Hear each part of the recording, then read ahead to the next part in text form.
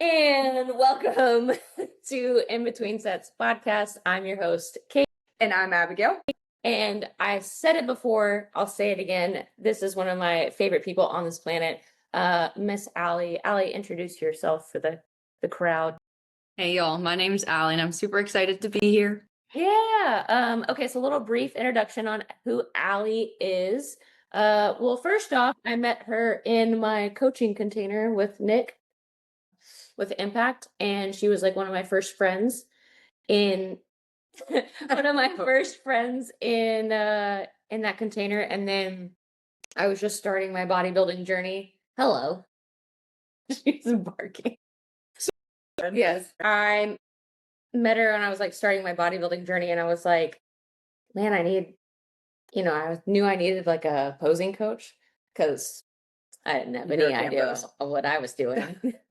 And Allie just happened to kind of be starting her posing coaching, or maybe you were like kind of already doing it for like a brief moment. Sorry, dog mom things. Get it, mine asleep on the couch. We're good.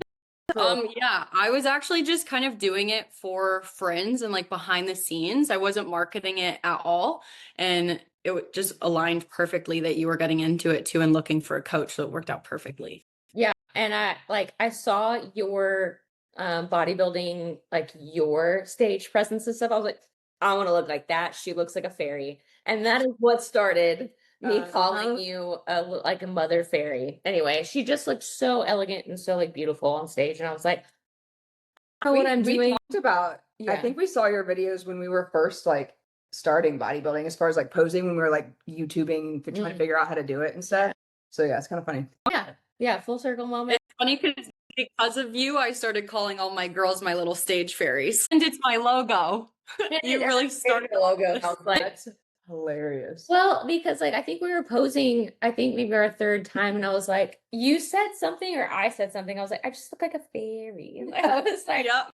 like a fairy.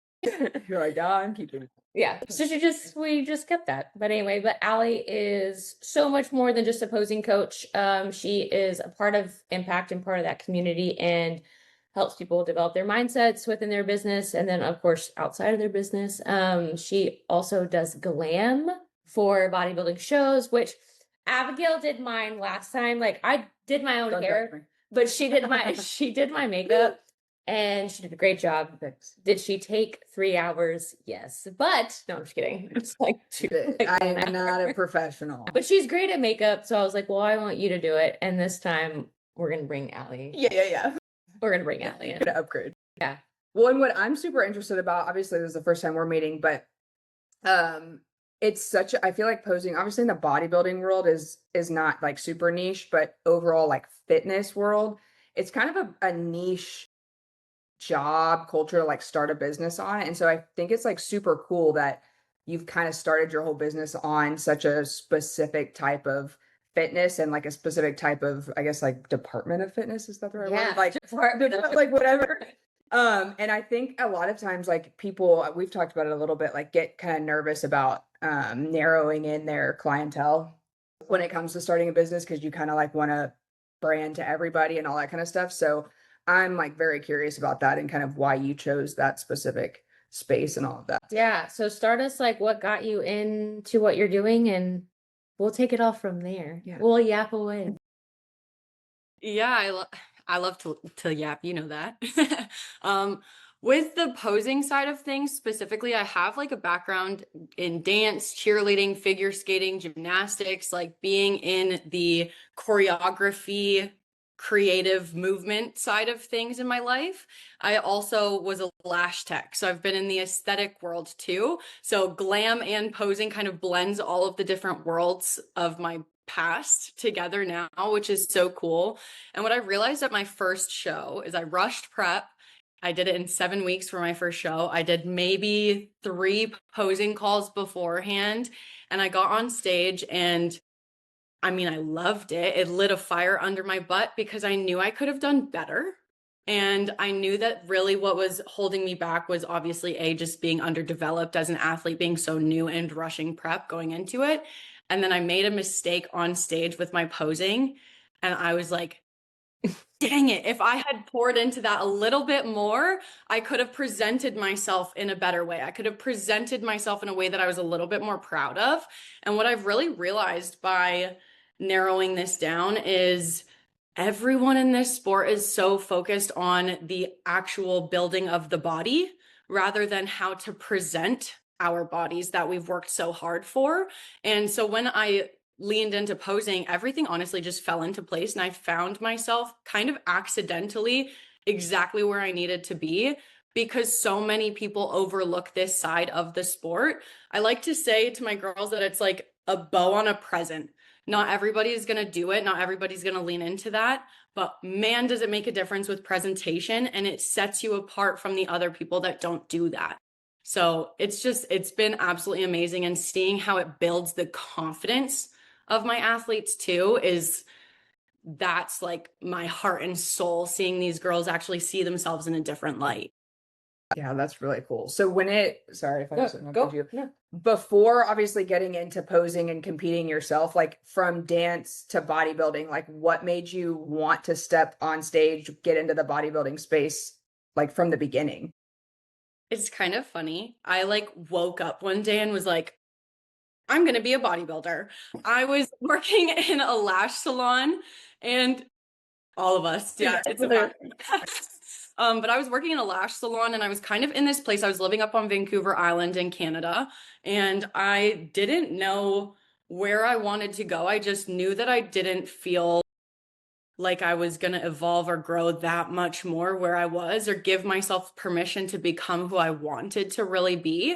And I had been going through Instagram and, the doom scroll, comparing yourself to other people. I was insecure in myself and didn't know. I was 24. Yeah. So I didn't know. I knew how to fake it. I just didn't know how to really feel it. And I knew that if I was in a body that I was really proud of, then I would be able to actually show up in a way that I was proud. And I decided to leave Canada and kind of went down this rabbit hole of I don't know where I'm going to end up, but I just need to let life guide my path. So I left my salon or my business that I was running, all my clients, all my friends, my family that was up there, left my like dream apartment and just said, here we go, I guess. Like, I don't know where this is going to end up, but it's going to be different and more aligned than where I was at. So I left Canada, got my CPT, started online fitness coaching, got into PTBI. That was my first business coaching container, went to a retreat in San Diego, moved to San Diego with 4 strangers that I met at this retreat, leaned fully into the fitness world, started posting on Instagram and just allowing myself to be seen. And then when I did my first prep, my page blew up. Like I gained, I want to say it was like 10 to 12,000 followers within like 8 weeks. And it scared the crap out of me. And I realized that there was still a lot of like internal work that needed to be done. So that plus getting myself into a body that I was really proud of. I had this weird duality of I'm really proud of myself and I'm scared to be seen. What is missing? And then I just started deep diving into the internal work, which ultimately led me to Impact.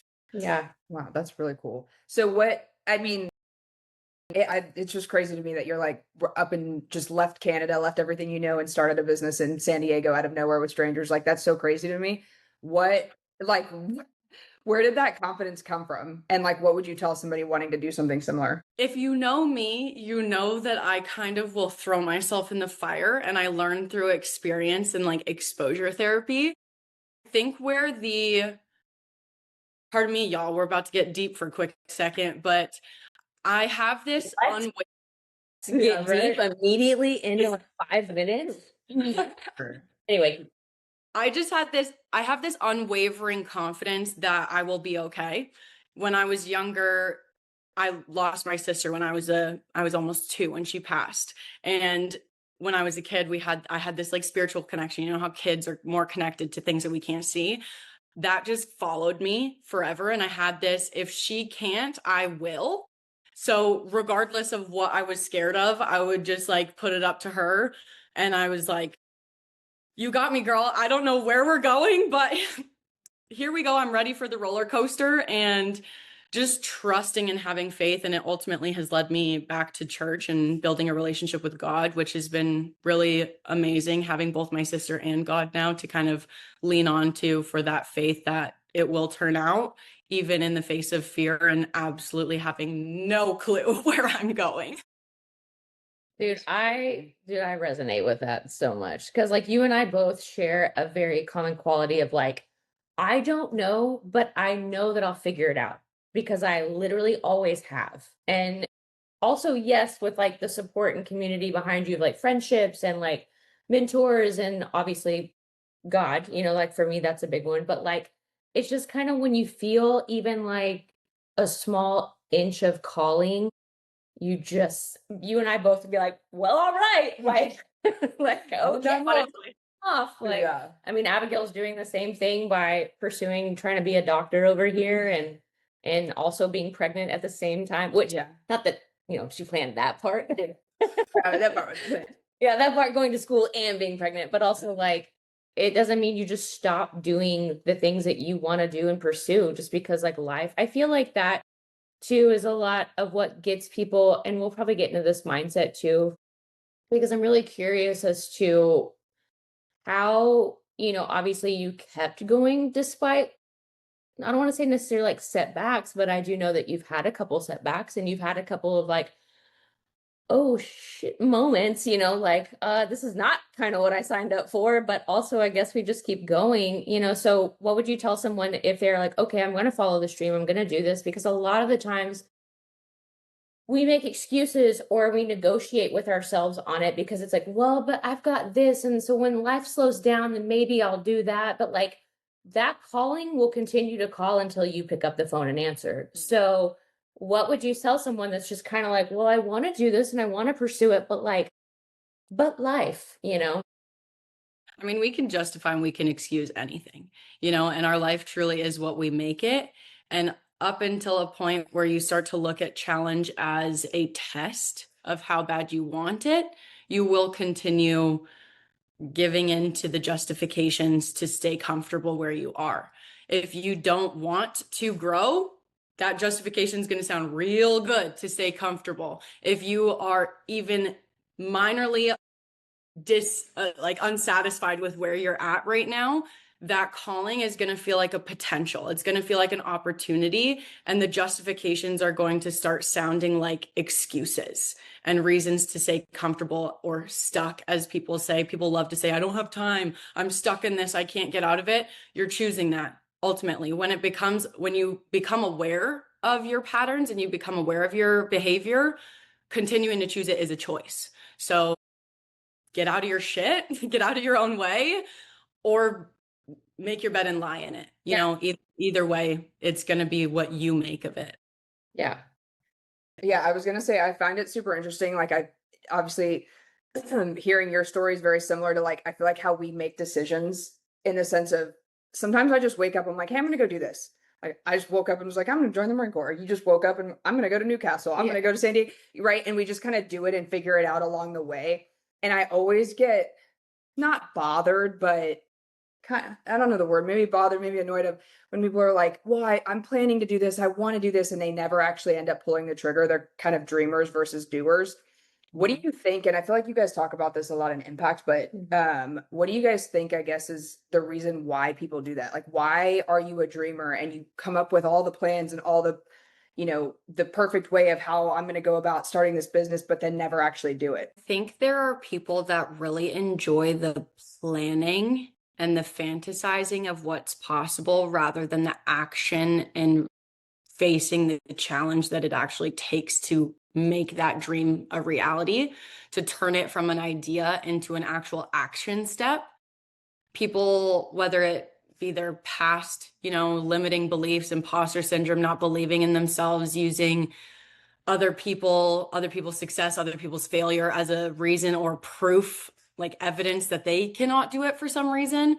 It's just ultimately, I think it really comes down to whether you believe life happens to you or life happens for you. I Kind of what I think too is like when you have to meet very like not super great versions of yourself along the way, and a lot of people cannot have those breakthroughs. Like they will constantly like I see it a lot in just like my clients and wanting to lose weight, and they keep gaining and losing the same like 10 to 20 pounds, right? Like I've talked about this before, but it's just like you hit this wall because that wall is the version of you that doesn't want to change. It wants to stay where it's at. It's comfortable. It's the old version of you, as Nick would call it, right? Like the past version of you. And if you're trending on this higher timeline and higher version of you, but like you'll continuously keep hitting that brick wall because it's just friction over time until you just keep going, okay, but I'm still going to do the work. I'm still going to plan. I'm still going to execute. And then you break through and you're able to kind of do this. But a lot of people don't want to, it's very much anytime you consider doing anything outside of yourself, it's or bigger than yourself, you're going to hold up a mirror to these versions of you that don't want to mess with, that you're like, oh no, that's scary, that's gross, that's uncomfortable, it's vulnerable, that's all these different things. And so people don't want to be able to do anything that you dream of doing. You're going to have to kill versions of yourself, Right. like, Yeah, I was gonna say it's super uncomfortable to like kind of call yourself out on I don't believe I'm good enough to do this, or why don't I believe I'm good enough to do this, or why am I not making that? And it's just I feel like I see it all the time of people not wanting to confront that, and it's so much easier to be like, oh, my kids this, or oh, money this, or oh, all the other reasons why you can't do X, Y, or Z. But it just kind of makes me sad sometimes. Like see people where I'm like, just you've been talking about this for 10 years, do it. do you see that within like a lot of your clients, Allie? Yes and no. I realize that with my clients, more often than not, it's honestly not really too much about the posing, you know? Oh, yeah. Honestly, for real, like secret time, anybody can teach the techniques. Anybody can teach the skills, you know? What it comes down to more often than not is there are times where I'll hop on a call and I'll see someone's body language or hear kind of in between the lines of what they're saying. And I'm like, all right, take the heels off. We're going to sit here and we're going to chat today. Because if you're not here mentally, we are spinning our wheels going absolutely nowhere. If you don't want to be here, you don't have to be here. And I've talked with Kate about this too, just giving yourself permission to do what feels best for you right now, listening to yourself, advocating for yourself. Nobody else is going to do it for you. And not too many of us have people that are in our lives who are able to pick up on those, micro behaviors or the words between the words and call us out on it, because people don't want to shine light on other people's insecurity because they don't want to see their own insecurity. And I love to say that you can only know yourself only know others as well as you know yourself. And if you're willing to face yourself, that's how you truly make change and how you can build deeper connections with other people. And just while you guys were talking, I was thinking about a conversation. I actually was talking about this on the way back from church this morning with my friends. And this happened back in 2018, where it was, I didn't want to face myself. I'm a runner. I'm an avoider, and I didn't want to face myself or acknowledge my flaws because it made me think I would be weak, or people would judge me, criticize me for being a bad person or XYZ, right? We all have the idea of what narrative is going to go on in other people's head. And I was having a conversation with my roommate back in 2018, and it was a little girly at wine night, and we were in our fields, and I was just having this conversation with her where I was saying, there's a lot of people in my life that would probably sit here and say that they don't like me or they have judgment towards me. And honestly, I agree with them. I didn't like myself either. And she kind of took herself back and was like, whoa, what did you just say? I was like, I didn't like myself either. I understand why people don't like a certain version of me. I get it. She's like, that's really hard to say. Like, I have to give you a lot of props for that. And it was the first moment that I really was that honest with myself in front of someone else and got positive enforcement, positive reassurance that being vulnerable and being transparent with yourself and others is actually how you grow and how you build that connection with people. So that moment in 2018 kind of led to a lot more growth of just being willing to face myself and allowing the unknown to exist without fear or anxiety, or maybe it was still there and I just did it anyways, you know? It's cool that you had a friend too that gave you credit for that, because I feel like a lot of times your friends will instantly be like, no, you shouldn't feel that way.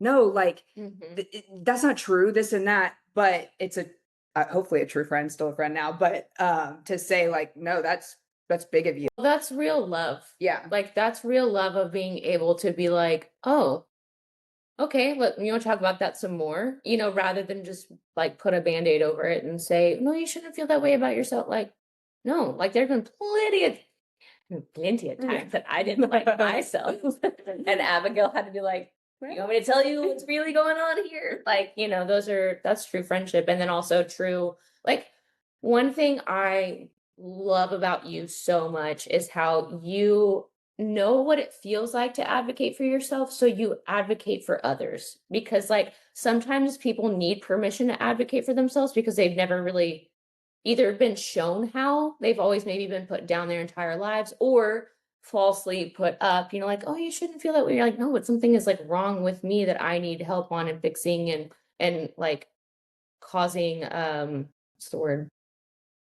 Awareness to. Yeah. So that is like one of my favorite things about you is how you advocate for others because anytime I've ever stepped into not even like outside of impact, like just doing posing sessions with you, like whether I'm just ragged and I'm like, dude, I'm so tired from prep and I'm just like, what up, or just feeling like really in a weird headspace, you'll take me out of it. And by the end of our posing session, I'm like, it's like a deep breath. Like I can breathe again. I can see myself clearly again. I can like, ah, okay, I feel better. Like it's just like every time I've ever left a session with you, it's just posing session in general where mind you, is like the most vulnerable, like I've really probably ever been, and I've been in lots of therapy, but like I'm half naked in heels in front of a girl, that like, so it's just very vulnerable. And I'm over here like, okay, you want me to twist? And then I'm moving my body and I'm like,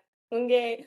Very, very vulnerable, but like you have such a gift to be able to see that person and step into it and be like, okay, she's not in a place to advocate for herself or not in a place to like really like maybe shine some light on some confidence, like things like that. Like you are immediately like, you'll give slight critique or whatever that's needed. And then you'd be like, but you look amazing, but you look awesome. And like, why don't you just strut your stuff? Like, just, I don't want you to think about it, turn your brain, like you just show up for people. And I think that that's like one of my most favorite qualities about you.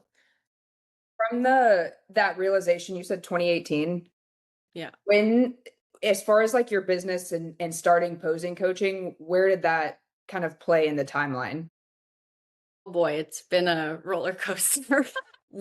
So 2018, I think honestly I had gone through like a pretty tough breakup and I was like crashing out, imploding on myself, and also just facing well, life goes on. We have to continue choosing ourselves and do something, So 2018 hit, I read like my first self-help book and Wait, what was it? Do you remember? it was You're a Badass.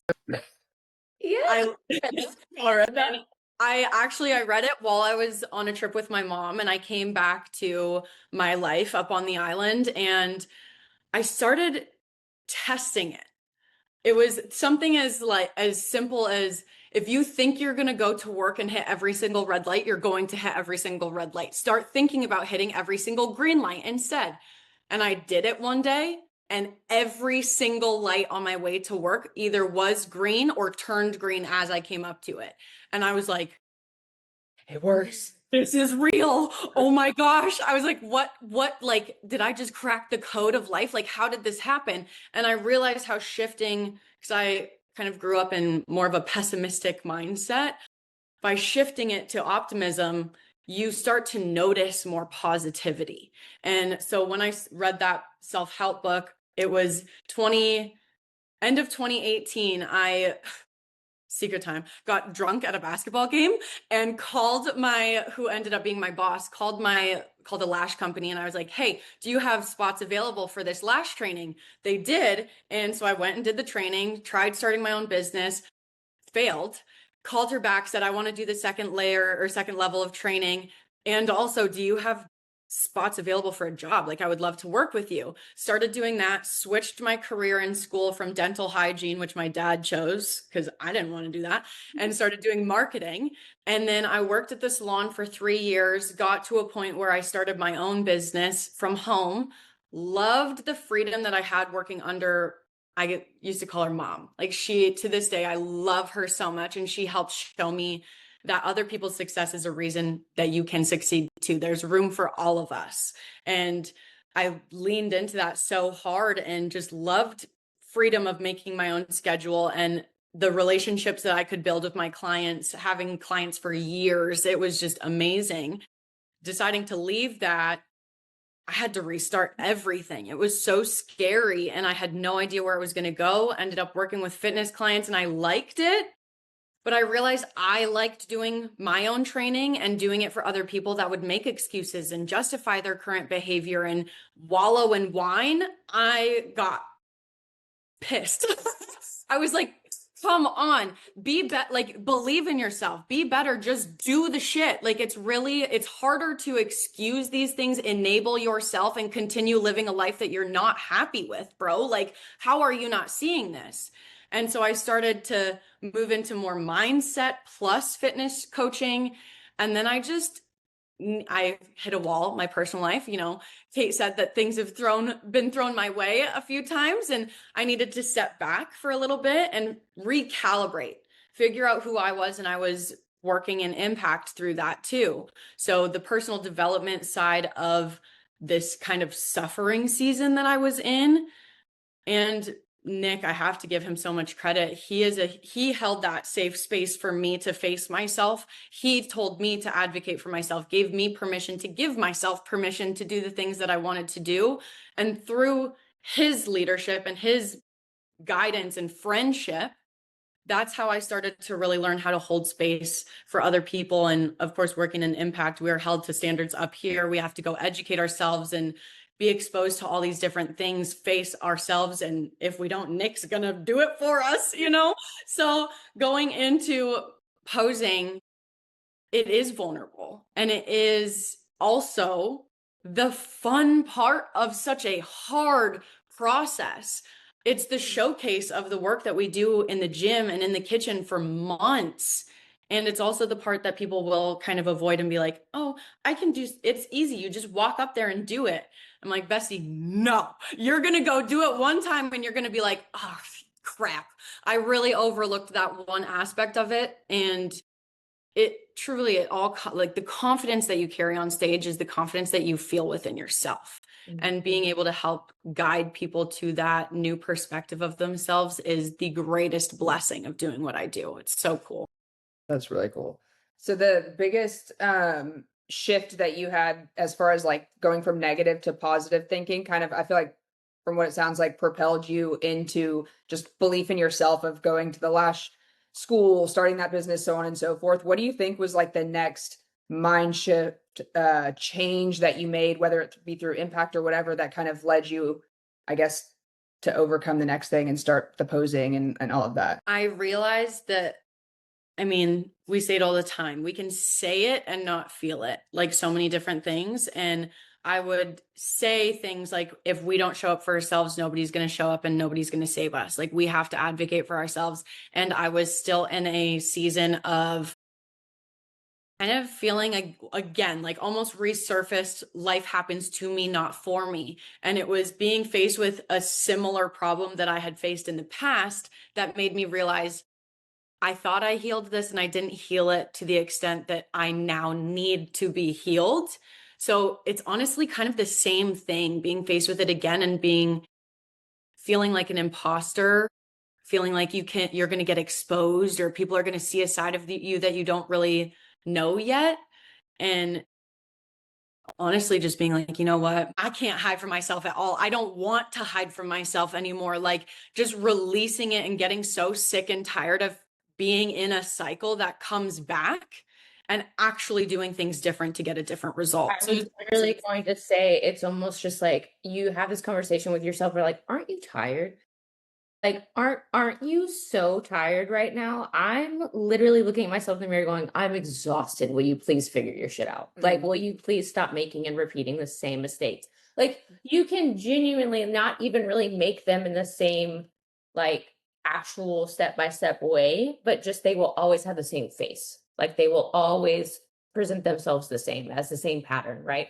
Like, I resonate with that so much. But like you literally have this just kind of this talk with yourself. And I have this talk with my clients, like just kind of like, aren't you tired? Like, aren't you so sick of your own shit? So like stand up for yourself and also get out of your way. Like there's so much of you holding yourself back. And I know that that's exhausting. Truly.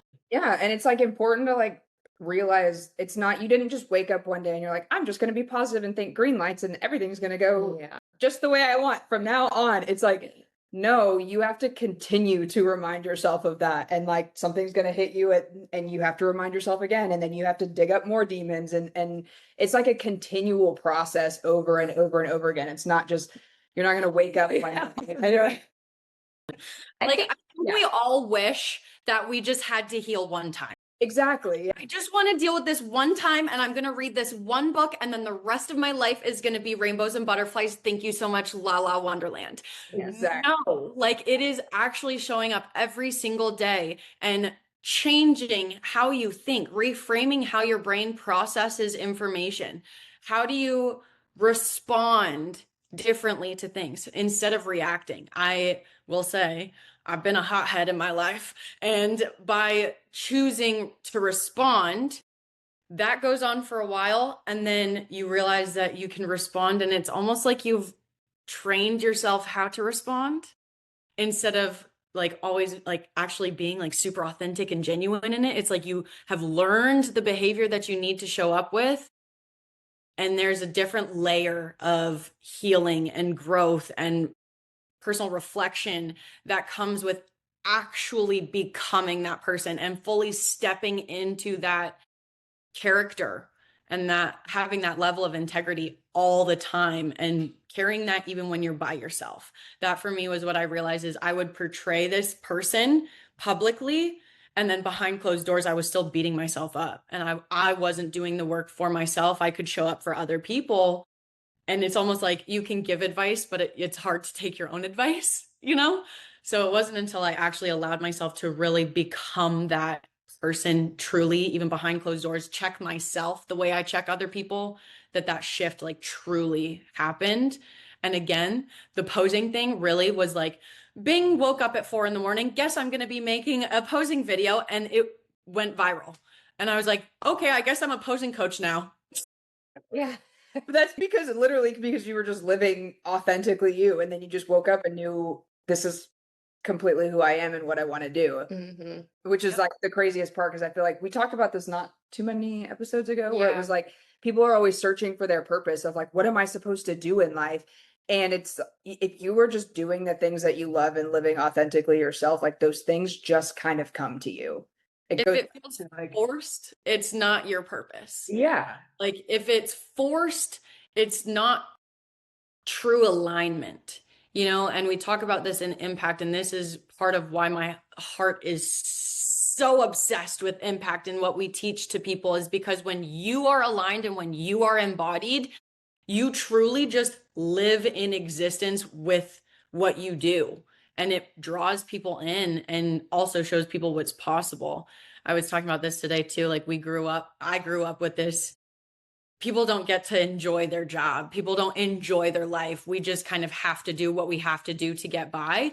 And I said, I'm going to call your bluff on that. I'm going to do whatever it takes to make dang sure that every day of my life I actually enjoy, even when it's hard. Oh, yeah. Well, and I think that's also part of it is that just because it's hard doesn't mean you don't enjoy it. Yeah. I have to remind myself of that with like even just doing school stuff right now. No, I don't love spending 6 hours like reading and trying to memorize, but like I genuinely enjoy what I'm studying and like very excited about what it's going to do. So you don't have to, man, this is so fun right now as I'm struggling through this, but you enjoy the whole process. So, well, it's like I put on my Instagram yesterday because I constantly go back and I'm like, what a privilege. Like what a privilege. Like I get to do this, and despite me being, and I'm in prep right now, and I don't this I'm 6 weeks out. I think when this comes out, I'll be like 5.5. But like I get to choose my own suffering. Like how many people actually get to choose their hard and their suffering? Like life will choose it for you. Like whether or not like you, and that's kind of goes back to like advocating for yourself. Like you could just not choose your suffering and let life choose it for you. Inevitably, you kind of are by allowing that, like by allowing, I could go into like health related stuff, but like, even just in terms of being a human being, like what a privilege it is to be able to choose your heart because not a lot of people can. Like, not a lot of people get that. I've been to Nicaragua, I've been to other places where I'm like, oh, this is hard. And y'all don't even really have any options. Like, and I mean, y'all are trying to make options for yourself, but damn, like I'll go back to my nice cushy apartment and my nice little job that I've created for myself and be like, oh, this is hard. Thank God. Thank God this is my hard. Like, anyway, Really. hit me on that I know. stuff. Honestly, there's so much entitlement that comes with kind of where we are sometimes, and like people that don't look at, especially in the entrepreneur world, when we literally choose and create what we do every single day. And if you are waking up in that choice and in that freedom and still suffering and actually being miserable in it, like respectfully check yourself and check your entitlement. Like, come on, be so for real with yourself. You got to have a certain level of humility in this space. Yeah. Yes, 100%. And I go so much to like, I'm sure I know that you guys see that on a daily basis with an impact, but of just kind of the victim mindset and woe is me mindset of like, well, I'm trying to do this, but I don't have enough followers and then I'm not getting this. And it's like, dude, cry about something else, please. Like, please. Like, and I love everyone in that community that is not like pinpointing at one person, but just like, holy cow, like we get to do that. We're on a floating rock and you get to choose like what it is that you're doing with your life. Like, yes, you could go sit behind a cubicle and a desk job and like hate it there too. Or you can try to love something and pour your heart and soul into something and like, and it's also okay that it's hard. It's also okay to be discouraged. It's also okay. Like I've felt those feelings many times in my like 3 years of going out on my own. Like, and I would bet like as an entrepreneur, like it is not an entrepreneurial journey unless you have been like, should I be doing this? Like questioning it like at least once a week of going, what am I doing? Why did I choose this life? Yeah. And then you're like, oh no, wait, I know why. Because something like comes up just in that millisecond of like, oh, this is why I'm doing it because this is important. Like this is way more important and this is outside of myself and I'm doing something that impacts other people, which I think goes into purpose as well. Like Allie's found her purpose. Whether like and I know that like posing and glam offers you this like peace and of helping other people's lives, but I know you and I know that it's going to continue past that. Like I know that it will continue to take other avenues. So I'm curious, like, where else do you see yourself going? And like, because you've taken a billion certifications, like just on mindset alone and on numerous other things, but where do you see yourself headed in the future? It's hard to say, honestly, because I am in a season right now where I'm allowing life to happen for me, So the posing side of things right now, I'm in month 5 of business and I'm shooketh to my core at how this has gone so far. I'm so unbelievably grateful. I'm doing 14 to 16 hour days right now between Spotlight Society and Impact. And it's incredibly hard. It's incredibly challenging. And I absolutely love what I do. I'm going to be dropping a blueprint on the 1st, which I'm super pumped about. So I can start. Yeah, I'll go get it. I'm sorry. If y'all want a little code, I'll set up a code for Kate's girls. Yeah. But for real, it's I want you to be able to do this on your own. I'm the type of coach where I don't want you to be stuck with me. I don't want you to feel like you need me. I don't want you to be dependent on me. I want you to spread your wings and fly away, little birdie, So I want you to have this DIY program and where I feel myself shifting my energy in like the near-ish future already is obviously I love working with girls who are beginners and learning this sport from the jump. And also the basic skills can be done on your own time. What really needs my help and where I feel like my heart is being pulled is in that guidance of connecting women with their personality and their persona and the confidence and the presentation and the performance side of this sport, because it does take seeing yourself in a different light.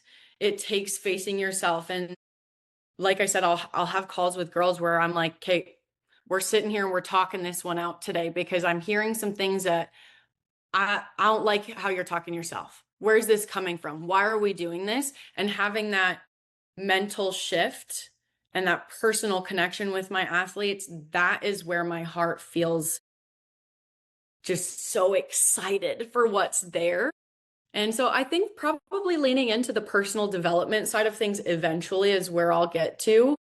And just that leadership role of truly, if I can do this, anybody can, because I did not see myself worth anything even a few years ago.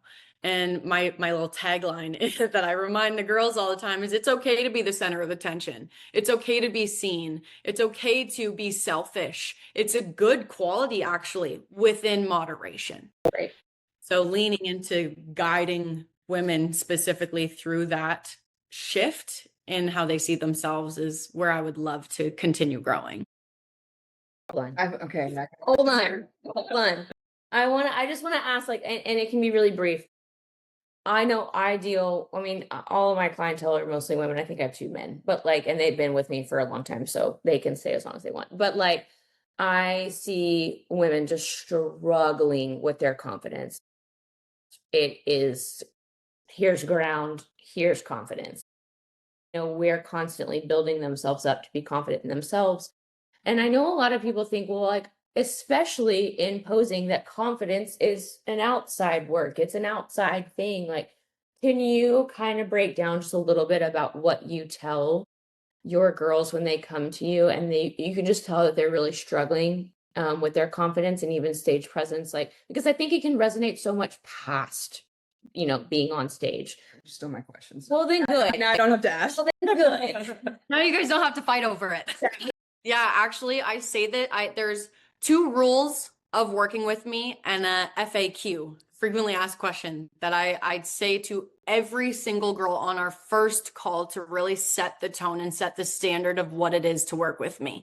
Because if you can't agree to these things and if you're not on board with this, we're probably not going to be a good fit.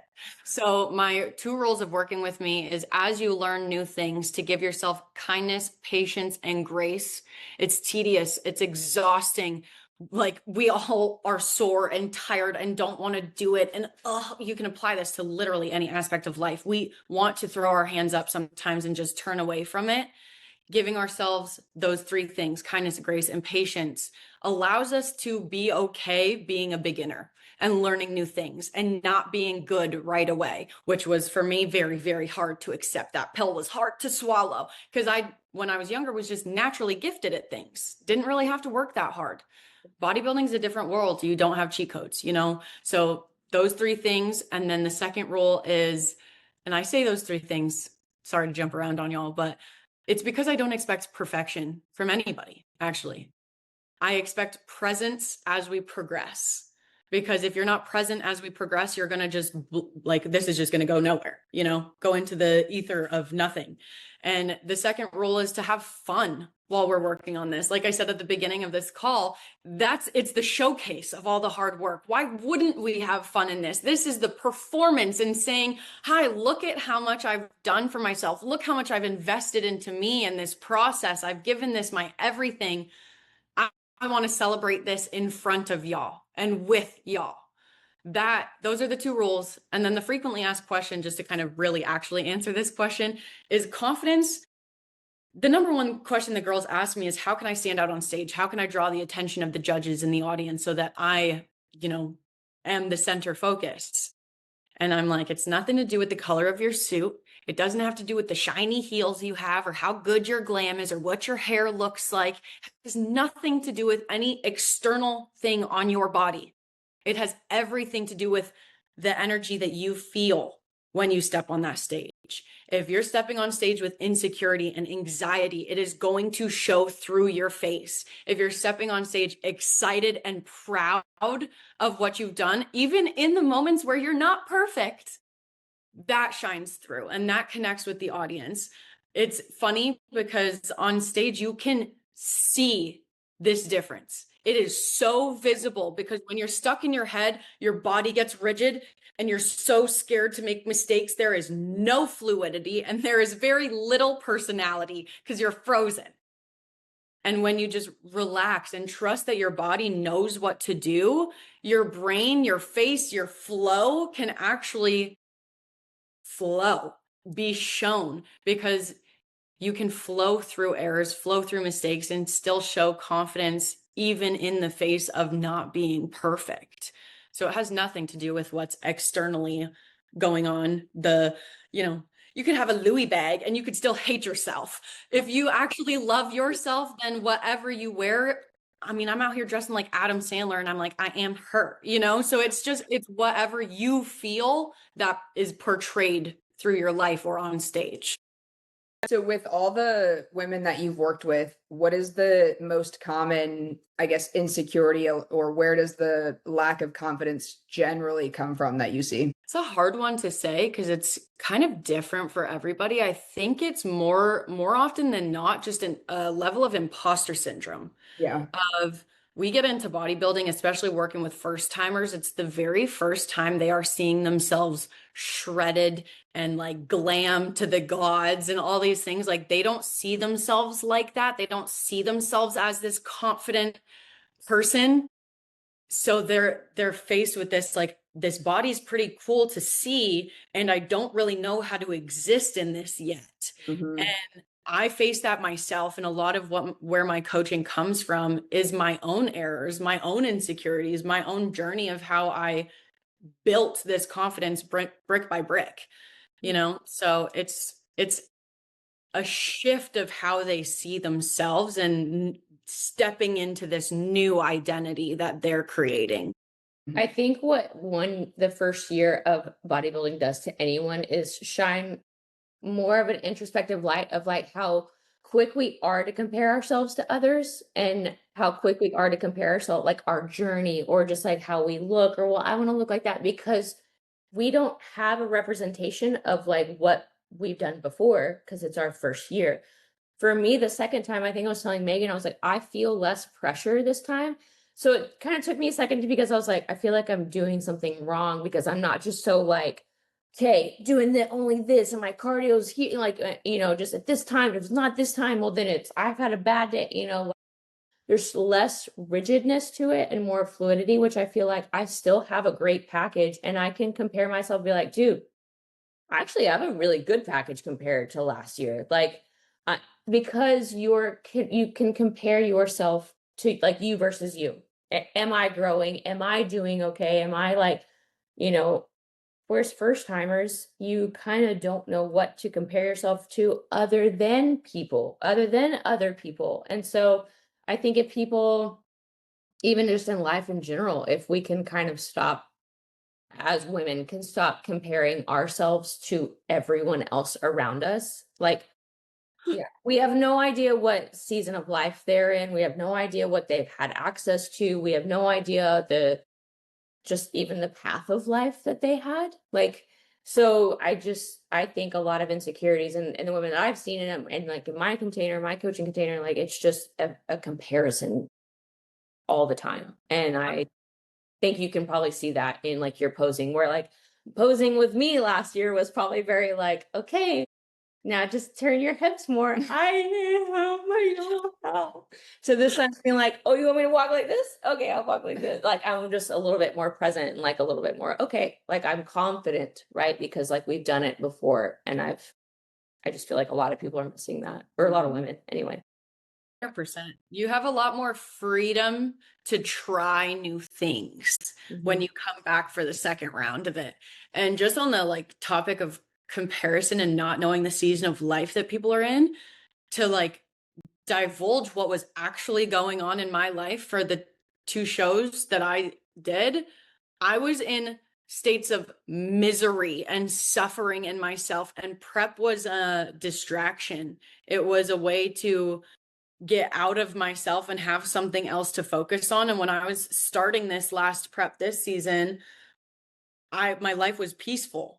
And I kept saying, like, why am I doing this? Like, why am I putting myself in this suffering? What the hell am I doing here? Like, what is going on? And I did prep while I had just moved out, and I was building my new business and building new friendships and all of these things. And there was so many moving parts to what was going on that I kept forcing this prep because I said I would do it.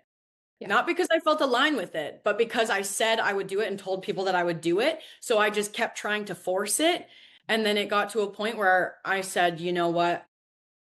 This protocol does not feel good for me. I do not feel good for me. Like all around this just doesn't feel like how I know it can feel going through prep. I love prep. I'm weird. I love it. Being a little bit empty and the suffering, the chosen pain of it, I'm like, yes, give it to me. This is so fun. And realizing that I actually was like hating myself through this prep, I was like, I can't do this. And being a leader in this sport for other girls who are going through it for the first time, I felt like it was a responsibility and a duty of mine to advocate for myself and to remind myself the stage will be there and it is not worth your mental health. It is never, ever worth your mental health. If you're doing it for you and it feels like a purpose for you for whatever reason, pursue it. If it feels like it's a forced thing, you don't have to do it, and sit with it and decide what's going to be best for you. That first show in particular is simply for the experience and the exposure to what it is to go through prep and to go through show day. And then, like you said, that first show becomes your new baseline. And when you look back, it's, did I beat myself? If I beat myself, I already won and I can be happy, you know? I'm really glad you brought that up. Hold on, I'm sorry, Abigail, because I wanted to talk about that because I thought it was so profound because you were like 2 days out. 2 days out. I thought you were like 4 weeks out or 3 weeks out or something. Like I know you were like, oh yeah, you were like a week. Yeah. Anyway, I thought it was so profound that you were just like, I know it was not an easy decision because like there were so many things tied to it that were very personal for you. And I was just, when you told me, I was like, dude, snaps, because that takes so much bravery and going, I live and breathe this shit. And I still don't think this is a line for me right now. And I was just like, I wanted to just be like applaud because like that takes a lot of bravery and also a lot of self-awareness that some people just don't. That's a whole other level of self-awareness that some people just don't have. Well, and it's really cool because it reminded me about 6 months or a year ago, Meg and I were talking a lot about like what my next step was. And I just was like crippled with anxiety of like, I don't know what to do next. I have to make all these decisions, this and that. And I remember, and I think about it all the time still of she was just kept reminding me like, you have to give yourself permission to change your mind. Like none of your decisions are permanent. Who cares if you go do something and then change your mind? And it was like the first, you kind of know that, but when it finally sits in and you're like, oh, this isn't permanent. I can just say I don't want to do this anymore or change my mind and go. And it doesn't make you a quitter. It doesn't make you, yeah. It doesn't make you a quitter. Yes. And what I noticed was that I had way more confidence in the decisions I was making because I knew I can just change my mind if I don't want to do this. And so it's really cool to hear you say that even 2 days out, and people that don't understand prep don't realize the level of that decision to just say it's okay. And then you move on and realize like life didn't end from that one decision. And so then you're confident going into the next one, knowing I could still do that again if I needed to. And so anyway, I thought that was cool. Thank you. It really does it establishes a different layer of trust with yourself. Yeah. Because and this is again calling back, nobody is coming to save you. Nobody is going to do the work for you. And Like we're even blessed beyond belief if anybody's willing to do the work with us, you know? So we really are kind of in this respect, like on an island by ourselves where we need to make the decision that feels best for us. And it was once again Nick. I sent my check-in to him and I sent it and I was just like, I suck, like whatever. I just like whatever at this point. And he calls me right away and he's like, who is this right now? Like, what is going on in your brain over there? And I was like, I hate this. And I started crying. And he's like, so just don't. And I was like, oh, yeah. Oh, you're right. That's also an option. Okay, cool. And having him, he has consistently been over the last 2, 3 years, been a person where he sees through you, and when he cares about you, like he'll call me immediately and call my ass out when I'm trying to justify, excuse, force myself into things that just don't feel aligned. And he's like, just stop. And it makes you feel kind of dumb. Yeah. You're like, you're right. Like that really is so much more simple. And immediately, because you don't want to feel like someone else is making the decision for you, right? Like it feels so emotional. You have so much invested into it. I was in like I think it was like 24 weeks or something into prep. Like it was crazy. And I felt like I had so much invested into it and it still wasn't worth it. I didn't want to travel. I didn't want to go. I didn't want to do it. I literally I didn't even was, my apartment for free to stay because the show was here. I was literally like pulling my own teeth. Like it was misery. And I was just like, hey, I want to stay home. I want to be with my dogs. And really, when I just sat and listened to my heart, I really realized that the number one focus of my life right now, this was a month and a half, almost 2 months ago now, the focus of my life right now is not on me. I don't want to focus on me. I don't want to be the center of attention. I want my girls to feel like they're the center of attention. I want to focus on their show day and I want to make sure that they feel good. And doing that makes me feel so good. So even while I'm doing 14, 16-hour days and I'm exhausted, as soon as I hop on the call with those girls, I'm like, yes, this is where I'm meant to be right now. And it just feels so good. You're like little Edna mode. Like you were like, yes, darling. Yeah. I think by you making that decision, I think we'll end on this one topic because this was like the main thing I even just wanted to talk to you about. Like, because I want so many people to understand that if you're going through something and it's the right thing and you feel like it's hard, you'll want to keep pushing through it. Like you'll want to go, I know this is hard, but like I want to keep seeing this through. But what is the difference of doing that and then being like, oh, but I'm making the decision to get out of it, like even though it's hard. Those two like differences of Correct. Yeah.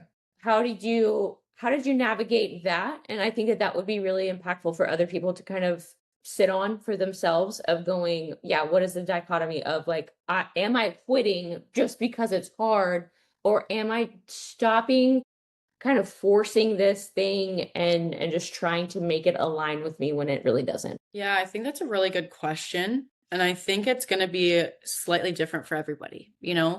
Ultimately, what I think is the best sign on whether or not it's a quit or a failure or a decision to align yourself with something is how you're treating yourself while you're going through it. Like, is it hard and are you running from things? Are you numbing things? Are you avoiding things, acting out of character in different ways and kind of reflecting and being like, why am I doing that? Like feeling like you don't know yourself. That if you run, you're probably like, you're just like, oh, I don't know. Like, this is weird. And run from it. Where if you're like, no, this feels aligned. Like I know that this is hard and I know that I can do this. I believe that I belong here. There's a purpose in this, and feeling a purpose in the pain, that is continue pushing. You're capable. You know that you have that power. You have that potential that you want to fulfill. Not you're fulfilling it for anybody else or any other purpose other than you know that you deserve that. Where the other side of it call myself out. You know, I'm not one to gatekeep. I want to lead by truth more than anything. I was numbing. I was hiding. I was isolating, and I was lashing out or being a little bit more reactive than I typically would be. And how I knew even more so than knowing within myself that I made the right decision was every single one of my friends and even just general gym goers that I see frequently were like, "What's different? You seem happy. You literally seem brighter as a human being. You seem alive. Like you seem like yourself, and people will see it in you. People will see your suffering. People will also see your potential. So just sitting in quiet, sitting in silence, and silence speaks volumes. So recognizing if you are talking shit to yourself and then you want to quit, it's probably just not aligned with you right now. And if you're facing the challenge with an open mind and an open heart to where it's going to lead you, then it's aligned with you. And just sitting with those things and knowing that both are okay and just deciding what's going to be best for you in the long run, or even right now, because life's too damn short to be miserable. That is, Reach. yeah, that is so true. I think a lot of it is your heart posture in whatever it is you're pursuing. Like a lot of it is when you really do have to kind of get to know yourself. Yeah. Like you do have to kind of have this self-awareness of knowing whether you're in something. And sometimes you have to go through something that sucks and it's not aligned with you to actually to know yourself, you know? So, you know, you're not always going to be able to avoid it, but at the same time, it's being able to kind of like recognize the heart posture when you're in something really difficult and really hard and going, yeah, this sucks, but like, I just know I can do it. Like, and then there's also these always little signs like in our life that kind of keep going, like, no, like keep going, you know, like Mhm. I always felt that in my business where anytime I thought I was going to quit, there would just be like one, I used to call them like these little golden eggs, like that I felt like God would just drop at my doorstep. It would be like a really great client. It would be like a really like, and I'm like, all right, I'll keep going. I'm like, all right. Then I won't quit. I won't go back to banking. And I would hate my life. Anyway, I thank you so much, Allie, for sharing that perspective Yes. and for sharing all of your perspectives today. And thank you for just being a guest on here. I'm super proud of you and I can't wait for our next posing session. Thank you, girl. Thanks for having me. And it was so great to meet you as well. This has been awesome. And I can't wait to see you too. I've been practicing, I promise. Yeah, we'll see. Okay. All right. Bye, Allie. Thank you. Bye.